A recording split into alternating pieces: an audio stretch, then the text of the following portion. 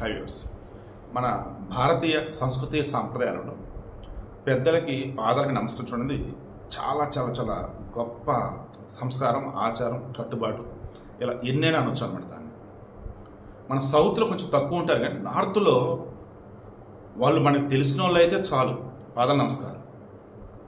దీవెన్ వాళ్ళు మనకు తెలియని వాళ్ళు, బట్ వాళ్ళకి కలవాల్సి వచ్చింది మనకన్నా పెద్దవాళ్ళు నమస్కారం. అదే మన సంస్కారం. ఈరోజు చాలామంది చదువుకున్నాము, తను నేను ఒకే చదువు, తను నా భర్త, అంత మాత్రం తన పాదాలను నమస్కరించాలా అని ఓవర్షన్ చేస్తున్నారు చూసారా. అటువంటి వాళ్ళు శాలిని అజిత్ని చూసి నేర్చుకోవాలి. శాలిని చక్కగా అజిత్ పది నమస్కరించబోతుంటే వద్దు వద్దు అన్నాడు.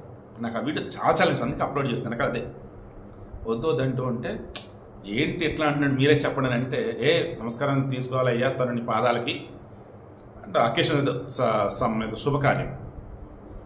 దెన్ నమస్కారం చేసి పైకి లేచాను. ఇప్పుడు ఇంటికి వెళ్ళక నేను తన పాదాలు పట్టుకోవాలన్నాడు. ఫన్నీగా అనేది నాకు చాలా బాగా నచ్చింది. వీడియోకి ఇంట్రెస్ట్ మీకు అర్థమైందా? మనం ఎంత పెద్ద స్టేటస్లో ఉన్నా మనకంటూ కొన్ని కట్టుబాట్లు ఉంటాయి, ఆచార వ్యవహారాలు ఉంటాయి. దాని అసలు ఇబ్బంది ఏమీ లేదు. ఓ రకంగా వన్ ఆఫ్ ద యోగాలో పార్ట్ లాగా అనుకోవచ్చు. అది కూడా కాళ్ళకి నమస్కరించడం అన్నప్పుడు వంగి లేవటం. ఇదే భారతీయ సంస్కృతి సాంప్రదాయం, ఇదే మన సంస్కారం, ఇదే మన ఆచారం. ఈరోజు పండుగ రోజు కదా, అందుకే వీడియో ఇస్తూ ఉన్నా.